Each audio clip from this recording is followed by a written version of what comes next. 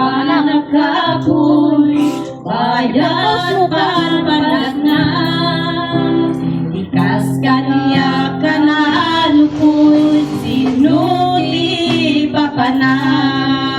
Ngem kuna ni Jesus kanya, isutalan po tuken biyak. Ket isu iti mangkibin, tapos sa anak may utublan.